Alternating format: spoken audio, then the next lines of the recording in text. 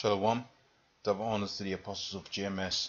Honor to you brothers that be pushing this truth in sincerity, and always all praises unto Yahweh Bashim Shai. Alright, this is gonna be relatively quick video because the point is made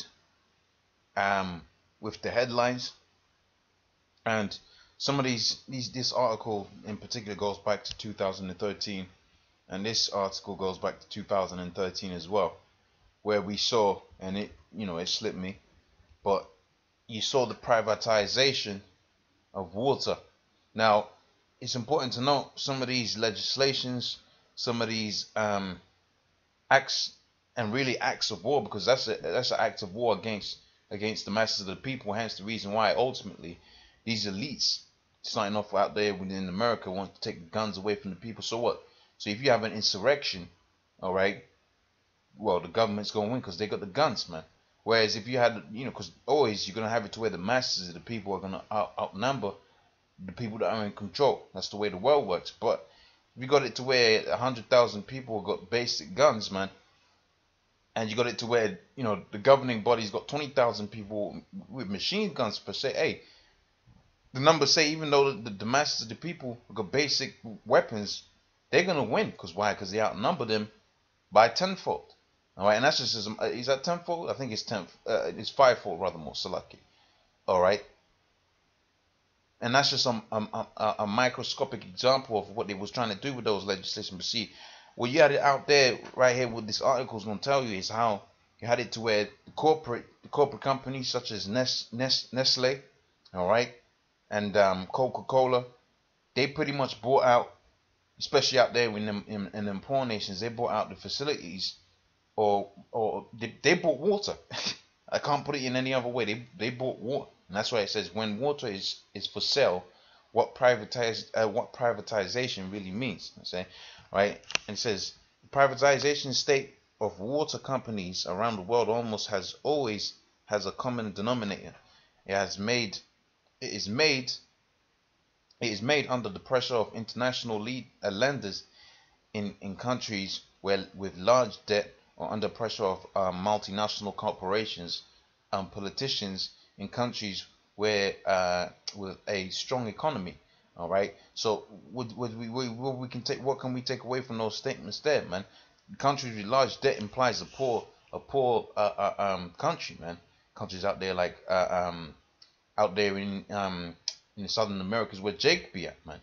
All right. It says the dominant argument is that the state takes too long to provide the necessary services, which are deemed ineffective. In reality, however, the country that have applied this doctrine were led to the creation of a powerful private monopoly where acquisition and mergers shuttered any sense of competition and hope for reduced tariffs. All right.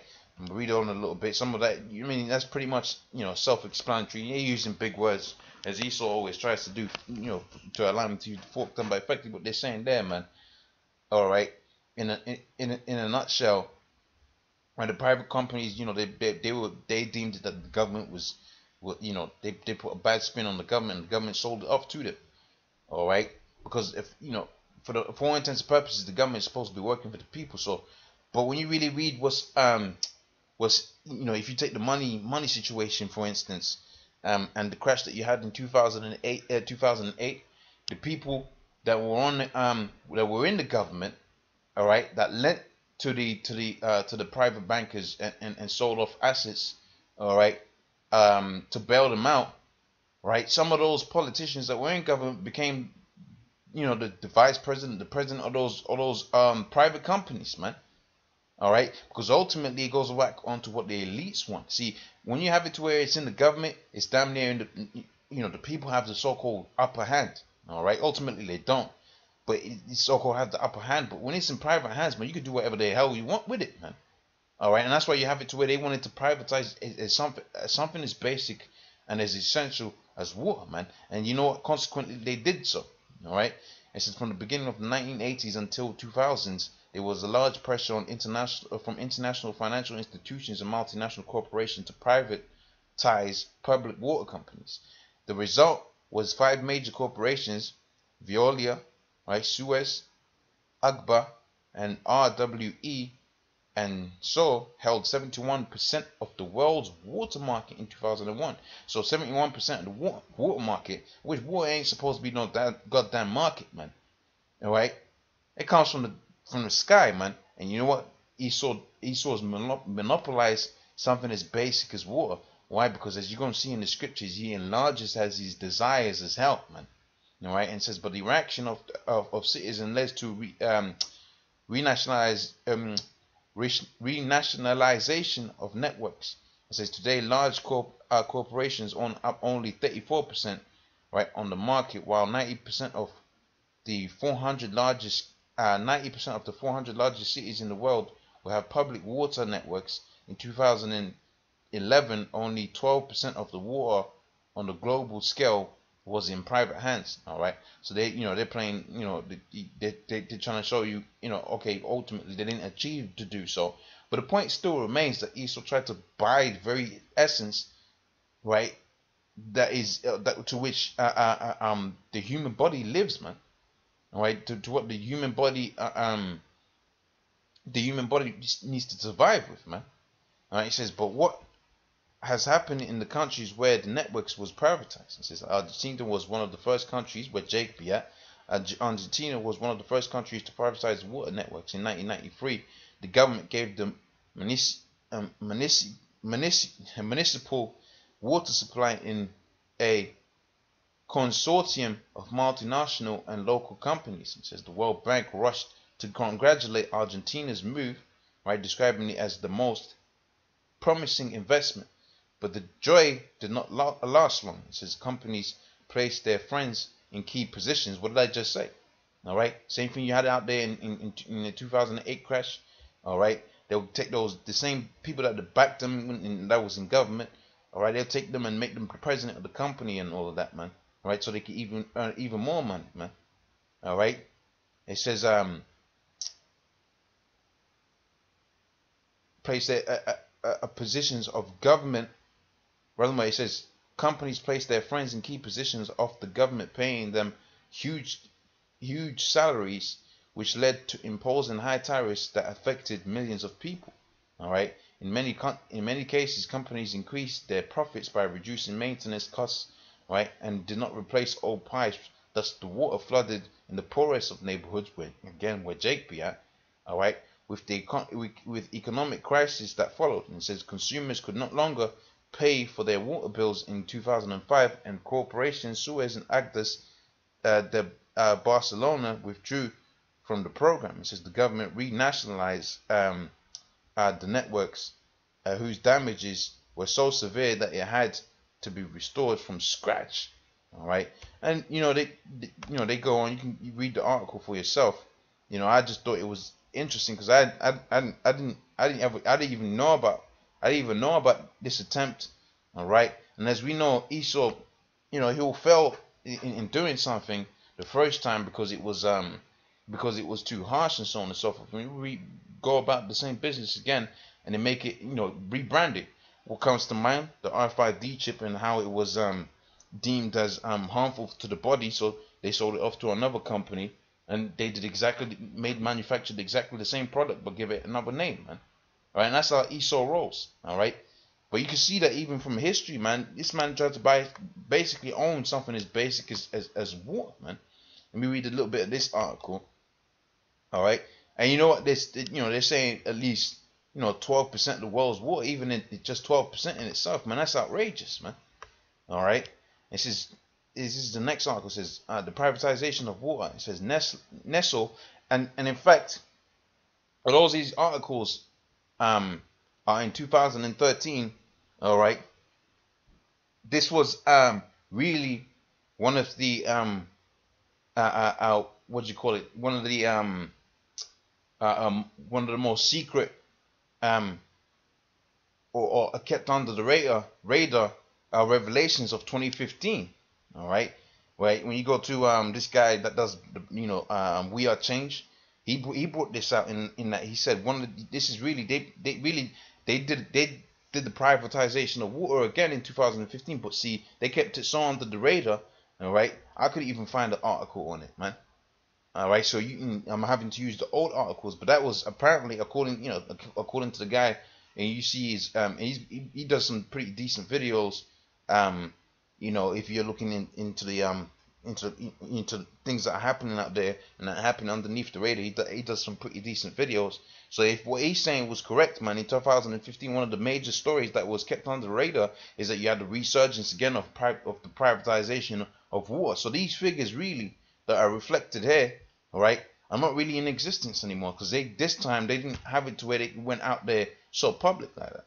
All right, and it says originally published in 2013. It says chairman and CEO of former the current chairman and former CEO of Nestle, all right, the largest producer of food products in the world, believes that the answer to global water is privatization.